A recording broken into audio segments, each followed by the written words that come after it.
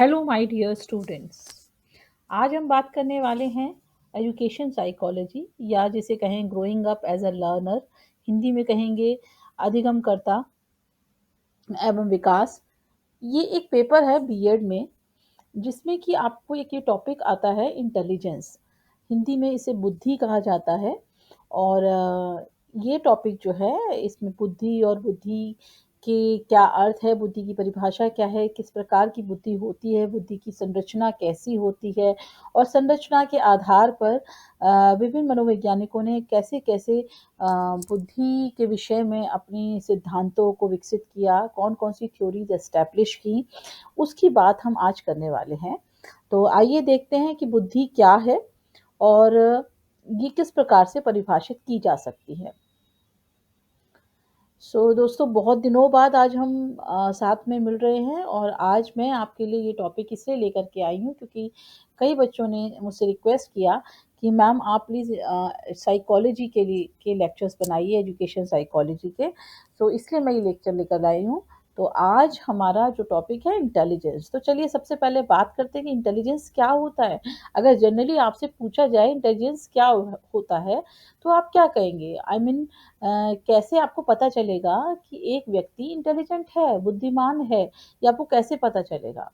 या हम ये कहें कि एजुकेशन साइकोलॉजी में बहुत सारे कॉन्सेप्ट्स हैं, तो बुद्धि की जब बात आई, बुद्धि के को मापने की आवश्यकता या बुद्धि की संरचना कैसी है, इसके बारे में पहले कोई चर्चा ही नहीं करता था क्योंकि बुद्धि को अलग से नहीं लिया जाता था। यही माना जाता था कि एक व्यक्ति जो बहुत सारे विकल्पों में से सबसे उचित विकल्प का चुनाव कर लेता है, वो व्यक्ति जो है वो बुद्धिमान कहलाता है। कुछ इस तरह की बात आती थी, लेकिन बुद्धि को एक सब्जेक्ट, एक टॉपिक के रूप में पढ़ना, ये बहुत बाद में शुरू किया गया। हम उसके बारे में भी आगे चर्चा करेंगे।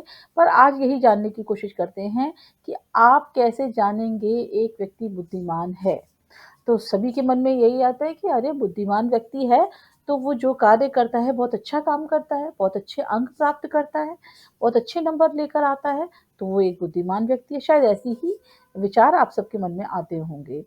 तो चलिए आप ही की बात को मानते हुए हम ये मान लेते हैं कि एक व्यक्ति जो बुक्स को अच्छे से पढ़ लेता है, उसकी जो एक एकेडमिक स्किल्स है, यानी कि उसकी स्टडी हैबिट्स के आधार पर वो अ, अच्छे से अच्छे मार्क्स अलग-अलग सब्जेक्ट्स में लेकर के आता है। एकेडमिक स्किल्स उसकी अच्छी हैं, अच्छी मेमोरी है ना? और पढ़ अच्छे से लेता है, नंबर आ जाते हैं, तो वो बच्चा हम मान रहे हैं कि इंटेलिजेंट है, जो कि यूजुअली लोग कहते हैं। कुछ लोग ये भी कहते हैं कि भाई बुद्धिमान व्यक्ति वो होता है जिसके अंदर टेस्ट टेकिंग स्मार्टनेस होती है, यानी कि जो टेस्ट में आया उसे पता है टेस्ट में क्या आ सकता है और उस टेस्ट के लिए मैं किस प्रकार से तैयारी करूं और एक अच्छे से टेस्ट दूं और ताकि मेरे टेस्ट में अच्छे अंक प्राप्त हों। यानी कहने का मतलब है इस चर्चा से यहाँ पर हमें ये समझ में आता है कि बुद्धिमान व्यक्ति जो सामान्यतः लोग मानते हैं वो ये होता है कि भाई एक व्यक्ति जो अच्छे से पढ़ाई करता है, उसके पास अच्छी एकेडमिक स्किल्स हैं, अच्छी डिग्री है और वो स्मार्ट है, अलग-अलग एग्ज़ाम को क्रैक कर लेता है, तो वो व्यक्ति इंटेलिजेंट है। चलिए ठीक है, एक तो ये मत आता है।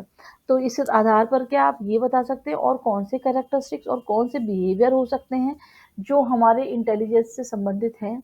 हम कैसे जानें एक व्यक्ति इंटेलिजेंट है? कौन से और गुण होते हैं, कौन से और कैरेक्टरिस्टिक्स होते हैं, जिससे हम ये समझ सकते हैं कि एक व्यक्ति इंटेलिजेंट है? तो सामान्यतः यानी जनरल मीनिंग में अगर हम देखें तो जनरली लोग ये कहते हैं कि हर एक व्यक्ति के जीवन में, हर एक व्यक्ति की लाइफ में बहुत सारे समस्याएँ आती हैं। कोई कार्य के रूप में आती है, कोई परिस्थिति के रूप में समस्या आती है, जीवन में कोई समस्याएँ आती हैं। तो जो भी कार्य उस समस्या के लिए वह करना चाहता है, तो उसमें उसके समक्ष बहुत सारे विकल्प होते हैं, यानी there are many options available and the person who is able to find the best solution is called as an intelligent person। यानी कि एक व्यक्ति जो सभी विकल्पों में से सबसे ज़्यादा बेहतर विकल्प, सबसे उचित विकल्प अगर अपनी परिस्थिति अनुसार चुन सकता है, जो जो कि उसको लक्ष्य की ओर ले जाए, तो ऐसे व्यक्ति को हम समझदार या बुद्धिमान व्यक्ति कहते हैं। ठीक है? तो ये हम सबकी सामान्य भाषा है। हाँ, बिल्कुल हम कहते हैं कि इस व्यक्ति के पास ये समस्या आई और इस व्यक्ति ने इस समस्या का समाधान बहुत ही सरलतापूर्वक सही ढंग से कर लिया और अपने उचित लक्ष्य पर पहुँच गया। तो यानी हम कह सकते हैं इस अनुसार अगर सामान्यता देखे जाए तो एक व्यक्ति की वो कैपेबिलिटी, वो क्षमता जिससे कि वो बेस्ट सॉल्यूशन पाता है अपनी डिफरेंट सिचुएशंस, राइट? यानी अलग-अलग परिस्थितियों में जो अगर सबसे सटीक चुनाव कर लेता है, सबसे सटीक समाधान कर लेता है, तो वो व्यक्ति बुद्धिमान कहलाया जाता है। यहाँ मैं इंटेलिजेंस के साथ सृजनात्मकता को भी लूँगी, यानी बुद्धि के साथ-साथ हम सृजनात्मकता की अगर बात करें, तो जो बुद्धिमान व्यक्ति होता है, वो कन्वर्जेंट थिंकिंग करता है। कन्वर्जेंट थिंकिंग का मतलब है कि वो विभिन्न विकल्पों में से सबसे उचित चुनाव करता है। उसे कहते हैं कन्वर्जेंट थिंकिंग। बहुत सोचता है, 10 विकल्प उसके सामने है, लेकिन सटीक विकल्प क्या है, उसका चुनाव करता है एक इंटेलिजेंट व्यक्ति। लेकिन एक क्रिएटिव व्यक्ति यानी कि एक सृजनात्मक व्यक्ति, क्योंकि ये प्रश्न कई बार एग्ज़ाम्स में आ जाता है, एक सृजनात्मकता और बुद्धि में क्या अंतर है?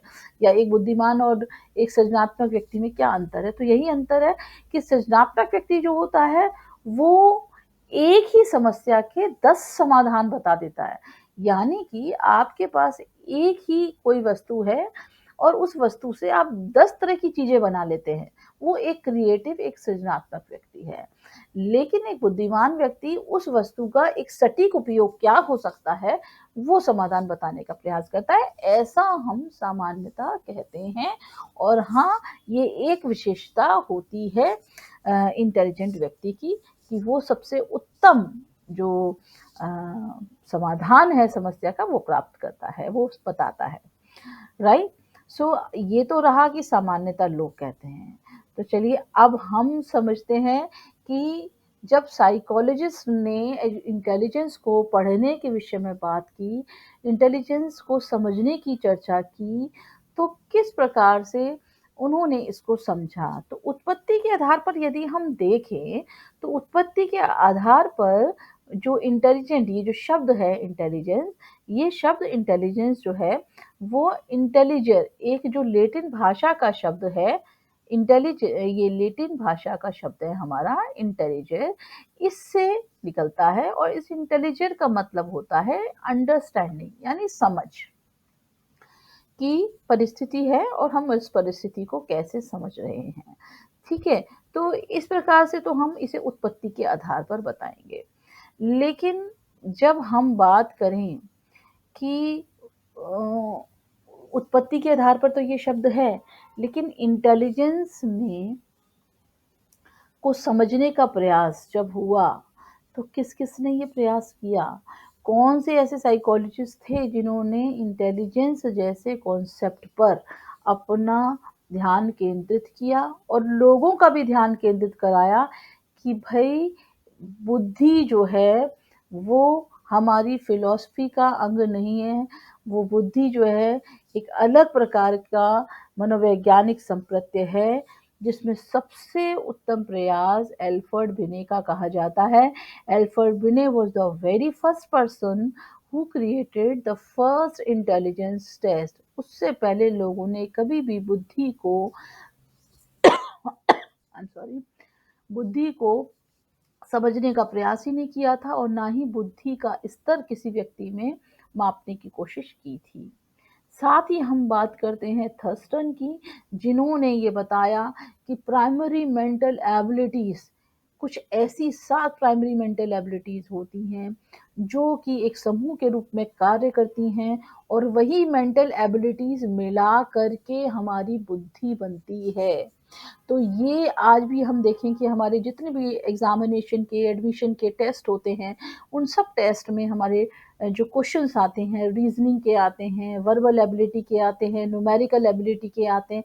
ये जो शब्द आए हैं verbal ability, numerical ability, reasoning, ये सारे शब्द थर्स्टन के हैं।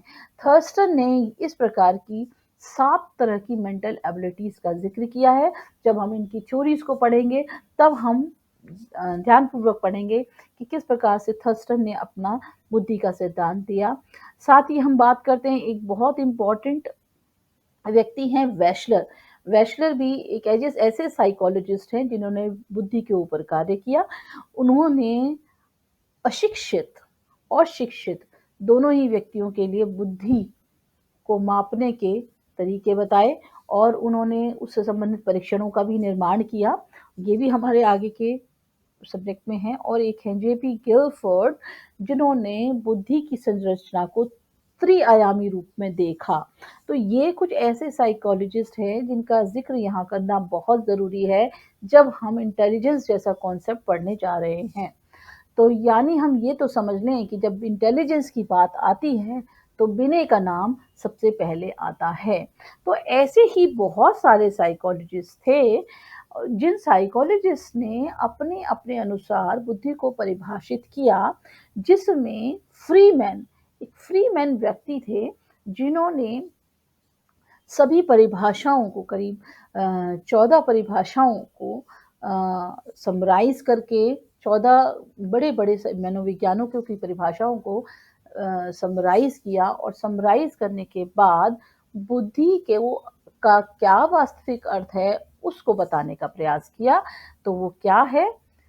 उन्होंने कहा कि जितने भी ये साइकोलॉजिस्ट बता रहे हैं, उन सभी का मत कहीं न कहीं 3 रूपों में बुद्धि को परिभाषित करता है, यानी बुद्धि की अर्थ को समझाता है। सबसे पहला, व्यक्ति की वो क्षमता जिससे कि वह नवीन से नवीन ज्ञान को सीख सके, यानी intelligence is the ability to learn और टू नो न्यू थिंग्स, यानी हम नई-नई चीज़ों को सीखें, नए-नए ज्ञान को लें, उसे हम कहते हैं बुद्धि।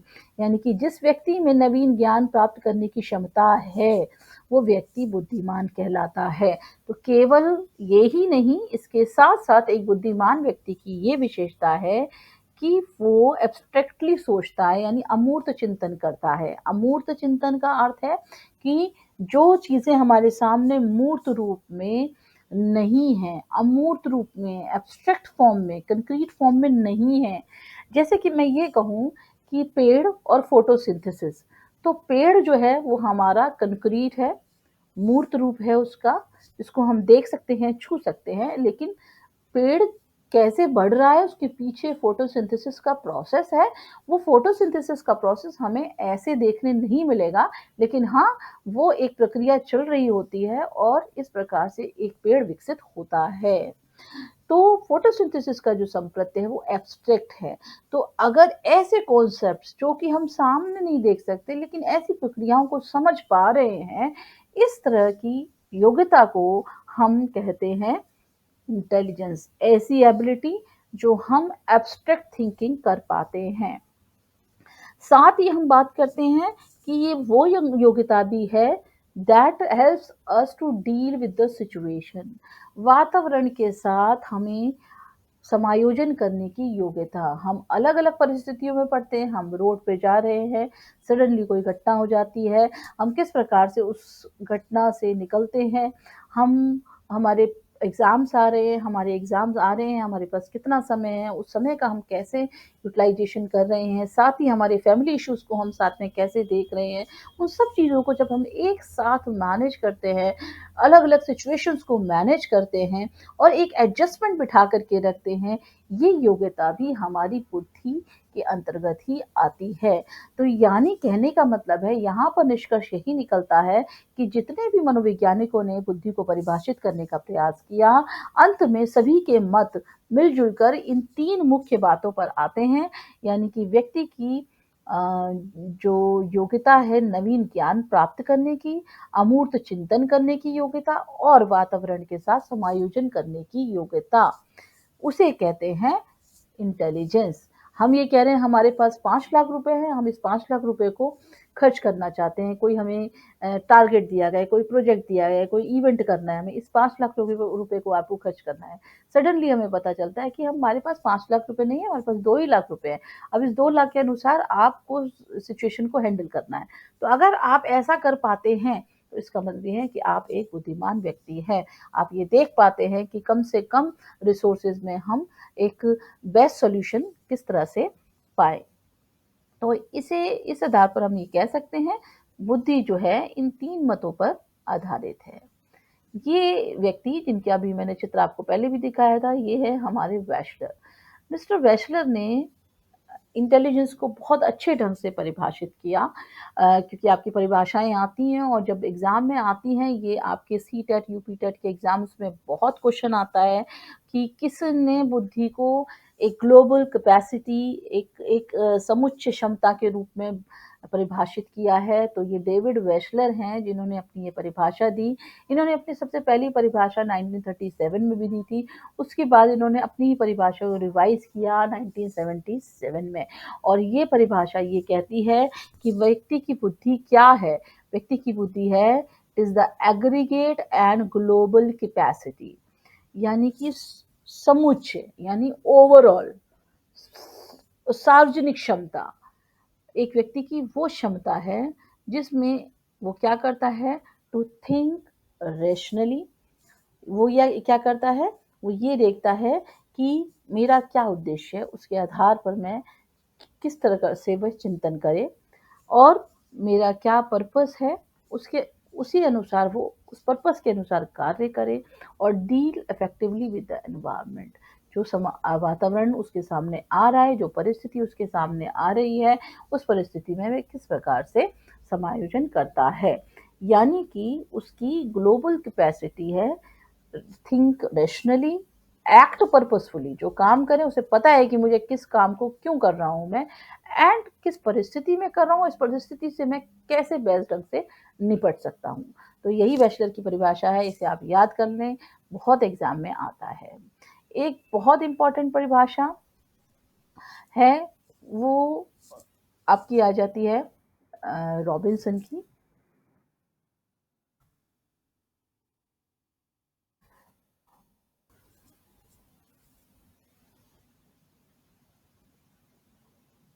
और रॉबिन्सन की परिभाषा भी आप याद कर सकते हैं। और अगर अब हम देखें तो इंटेलिजेंस एक तरह से व्यक्ति की मानसिक योग्यता है। कैसी योग्यता है? मानसिक योग्यता है। लेकिन यस, जो उसकी मानसिक योग्यता है वो उसके कार्यों से परिलक्षित होती है। वो जिस काम को कर रहा है उसके द्वारा किए जाने वाले कार्यों से। आपने टीचर ने एक प्रोजेक्ट दिया, 4 बच्चे करके लाए, चारों बच्चों ने बड़े अलग-अलग ढंग से किया, तो जिस व्यक्ति ने जैसे-जैसे किया वह उसकी बुद्धि का ही परिचायक है। यानी वही दर्शाता है कि उस व्यक्ति में कितनी मानसिक योग्यता है। यानी अगर हम ये कहें कि इंटेलिजेंस क्या है, हमारी मेंटल कैपेसिटी है एक इंडिविजुअल की, और वो कौन-कौन सी मेंटल कैपेसिटी है? एनवायरनमेंट के साथ इफेक्टिवली डील करने की, रीज़न करने की, कि क्या कारण है? क्यों ये प्रॉब्लम है तो है, क्या कारण है? वो कारण को पता लगा सकता है वो। वो उसी अनुसार अपनी योजना बना सकता है। समस्याओं का समाधान निकालने की उसमें योग्यता होती है।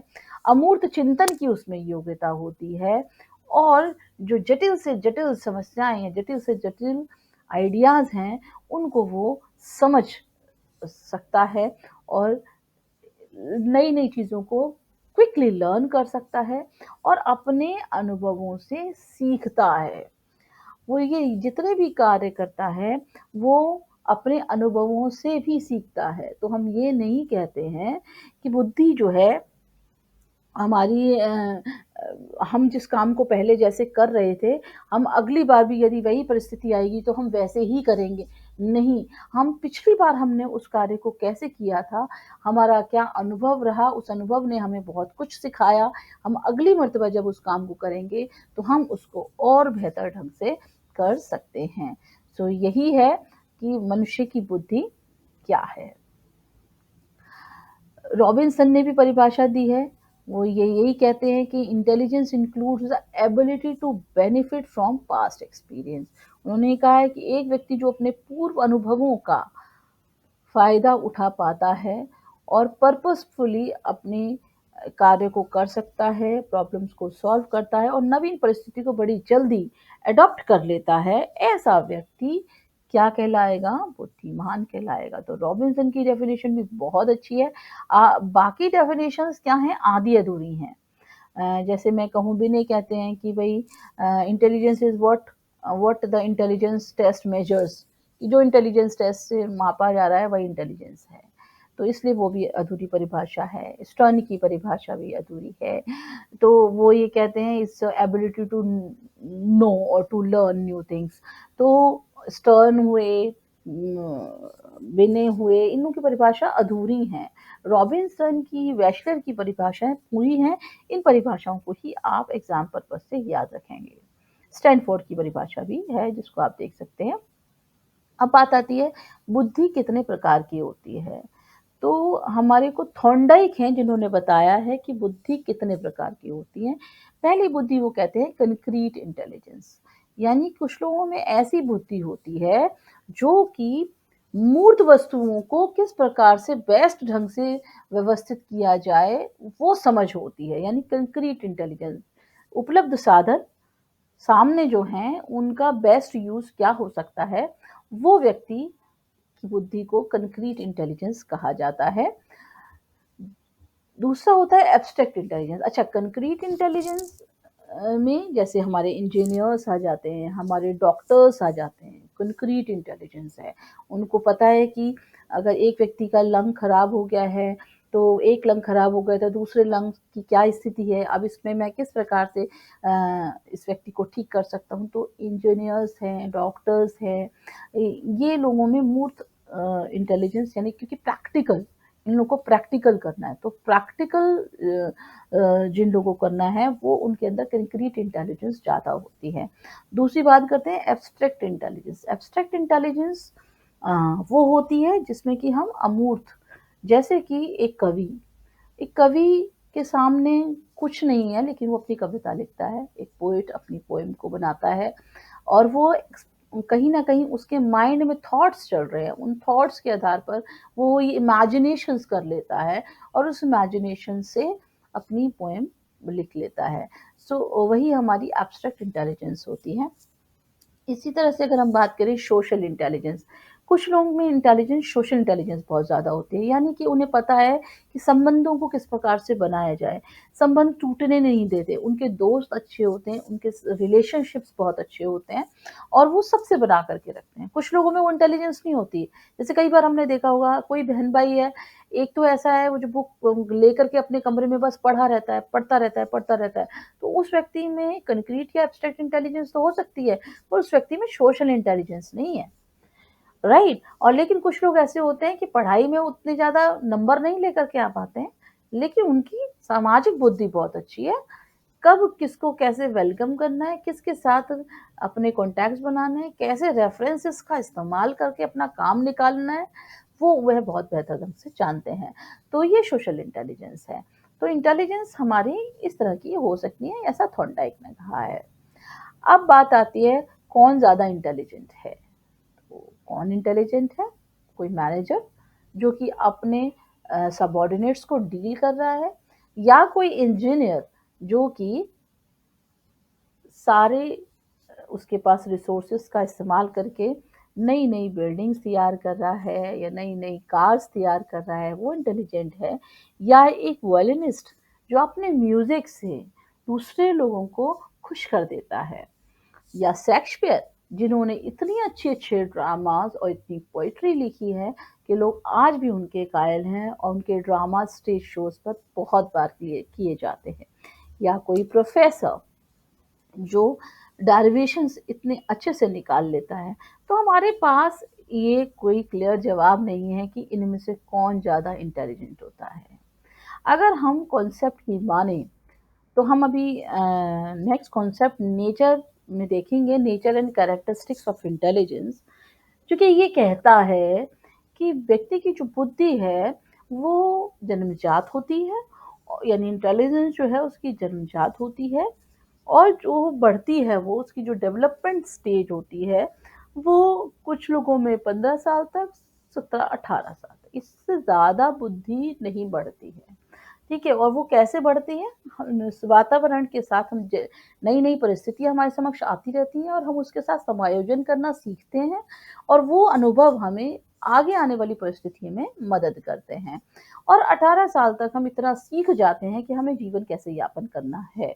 तो कहने का मतलब ये है कि जो या हमने कई बार सुना है, अगर मैं आपसे ही जानना चाहूँ कि एक शेक्सपियर ज़्यादा इंटेलिजेंट हैं या आइंस्टाइन ज़्यादा इंटेलिजेंट है, तो हम इसमें कंपैरिज़न नहीं कर सकते। लेकिन कुछ लोग कहते हैं कि हाँ, कंपैरिज़न किया जा सकता है। तो ऐसा ये भी हम जब देखेंगे थ्योरीज़ ऑफ इंटेलिजेंस, तब हम इसके बारे में डिटेल में चर्चा करेंगे। अभी फ़िलहाल यहीं पर ही फ़ोकस करते हैं हमारी क्या नेचर और कैरेक्टरिस्टिक्स इंटेलिजेंस के हैं। तो आइए देखते हैं, सबसे पहली मैंने आपको बात बताई, बुद्धि व्यक्ति की जन्मजात होती है। कई बार हम देखते हैं कि बच्चे मंद बुद्धि पैदा होते हैं, उनमें बुद्धि होती ही नहीं है, जन्म के समय ही नहीं होती है या तो वो इंटेलिजेंट व्यक्ति नहीं होते हैं, आई मीन उनमें बुद्धि का अभाव ही होता है और जो बच्चा शुरू से ही, जैसे एक लाइन हमने बहुत सुनी है अपने आस-पास, हम सोचते हैं भई पूत के पाँव पालने में नज़र आ जाते हैं। बच्चा बड़े होके क्या बनेगा हमें शुरू के 5 वर्षों में ही पता लग जाता है और ये बात बिल्कुल सच है कि शुरू के 5 वर्षों में बच्चे की बुद्धि का विकास बहुत तेज़ गति से होता है। तो उसका विकास होता है, बुद्धि मिलती उसे जन्मजात ही है, लेकिन उस वो डेवलपमेंट उसका बड़ी तेज़ी से इनिशियल इन्फेंसी पीरियड में होता है और चाइल्डहुड और एडोलसेंस स्टेज में उसको अलग-अलग एक्सपीरियंसेस होते हैं, जिससे वह अलग-अलग परिस्थितियों को समझने का प्रयास करता है। तो पहली चीज़ कि बुद्धि जो है जन्मजात होती है, maximum learning in minimum period of time, यानी बुद्धि अगर एक व्यक्ति के पास है, तो वो कम समय में बहुत अधिक ज्ञान प्राप्त कर सकता है और जिस व्यक्ति में बुद्धि का अभाव है, उसे बहुत घंटे लग जाएँगे और वह एक छोटे से संप्रत्यय को नहीं समझ पाएगा। साथ ही जो बुद्धिमान व्यक्ति है, वह दूरदर्शी होता है, he can see the future, वो प्लानिंग अपनी उसी अनुसार कर लेता है, अपने फ्यूचर को देख कर के अपना प्लानिंग कर देता है। एक बुद्धिमान व्यक्ति हमेशा अपने अनुभवों से सीखता है। एक बुद्धिमान व्यक्ति हमेशा जो फ्यूचर है, उसका सामना करता है अपने पिछले एक्सपीरियंसेस से, जो उसने समस्याएँ आईं, उनको कैसे सुधारा, कंप्लायंसेस क्या रहीं, उसके अनुसार वो व्यक्ति अपने भविष्य को का सामना करने योग्य होता है। साथ ही उसके अंदर ये शक्ति होती है कि क्या सही है, क्या गलत है। साथ ही हम ये देखें कि व्यक्ति का जो बुद्धि का विकास जो होता है, उसकी बुद्धि जन्मजात उसे प्राप्त होती है, लेकिन उसको विकसित वह कर सकता है, यानी उनमें अपनी कौशलों को विकसित कर सकता है, अपनी मेमोरी को एनहांस कर सकता है, अपनी रीज़निंग एबिलिटी डेवलप कर सकता है, अपनी एनालॉजी एबिलिटी डेवलप कर सकता है। तो ये स्किल्स वो डेवलप कर सकता है एडोलसेंस स्टेज तक। तो एडोलसेंस स्टेज हमारी किशोरावस्था हमारी 12 से जो है कितने वर्ष तक होती है? 18 वर्ष तक होती है। यानी टीन एज 13 से 18, तो वो हम होती है, तो 18 इयर्स तक जैसे मैंने आपको कहा कि बुद्धि का विकास होता है। ये भी कहा जाता है कि जो बॉयज़ और गर्ल्स हैं, उनकी बुद्धि में डिफ़रेंस होता है, तो थोड़ा डिफ़रेंस होता है, माइनर डिफ़रेंस होता है इन द डेवलपमेंट। बुद्धि में नहीं अंतर होता है कि किसमें ज़्यादा बुद्धि है, किसमें कम बुद्धि है। जब डेवलपमेंट होती है, उसमें चेंज होता है। हमेशा याद रखिए कि लड़कियों का बौद्धिक विकास लड़कों से 3 वर्ष अधिक रहता है, यानी पहले शुरू हो जाता है। यानी कि अगर हम ये कहें कि एक 11 साल की लड़की की बुद्धि एक 14 साल के लड़के के बराबर होती है। ऐसा समझा जाता है कि इन लड़कियों का बौद्धिक विकास, क्योंकि उनकी ग्रोथ भी, लड़कियां पहले बड़ी होना शुरू होती हैं, लड़कों की हाइट, उनके फिजिकल ग्रोथ सब चीज़ें बाद में होती हैं। इसी तरह से उनकी जो इंटेलिजेंस की डेवलपमेंट है वो बाद में तेज़ी से विकसित होती है, तो 3 वर्ष हम ये मानते हैं कि आगे रहती है। इंटेलिजेंस जो इंडिविजुअल डिफरेंसेस हो सकते हैं, एक boy of that same age can be lesser intelligent than a girl of that same age. यानी कि अगर 12 साल की लड़की है और 12 साल का लड़का है, उनकी एज में डिफरेंस होगा और उनकी एज में सॉरी डिफरेंस नहीं हो, उनकी बुद्धि में डिफरेंस होगा, लेकिन आगे बढ़ कर के उनकी डिफरेंस जो है वो अलग हो सकता है। Then intelligence is determined by heredity, but a suitable environment is also necessary to improve it. कहने का मतलब ये है कि बुद्धि हमारी जन्मजात होती है, ये हमें हेरिडिटी से प्राप्त होती है। तो एक डिटरमिनेंट जो है वो हेरिडिटी है। बुद्धि को प्रभावित करने वाला जो पहला कारक है, फैक्टर है, वो हेरिडिटी ही है। मदर की हालत ठीक नहीं है, मदर बीमार थी, मदर टेंस्ड थी, तो बच्चे मानसिक मंदित हो सकते हैं पैदा, ठीक है? बात एक ये फैक्टर है जो कि बहुत बड़ा फैक्टर है। दूसरा ये है कि वातावरण, कई बार वातावरण हमें ऐसा मिलने लग जाता है, एक सामान्य बुद्धिमान बालक भी अ जो है कई बार उसकी बुद्धि फट जाती है, या हम ये कहें कि वो कई बार उसे अच्छा एनवायरनमेंट मिलता है तो वो तेज़ी से आगे सीखने लग जाता है। तो वातावरण भी अच्छा है कि वातावरण भी बच्चे की बुद्धि को तेज गति प्रदान कर सकता है या उसको धीमा कर सकता है। सो ये है हमारे नेचर एंड कैरेक्टरिस्टिक्स। तो आज के लिए बस इतना ही। अगला टॉपिक जो हमारा होगा वो होगा थ्योरीज ऑफ इंटेलिजेंस। तब तक के लिए अगर आपको मेरा चैनल अच्छा लगा, मेरा पढ़ाया हुआ आपको समझ में आया, तो मेरे चैनल को सब्सक्राइब करिए। आगे मैं इंटेलिजेंस के और भी वीडियोस बना करके अपलोड करने वाली हूँ। तो थैंक यू फॉर लाइकिंग।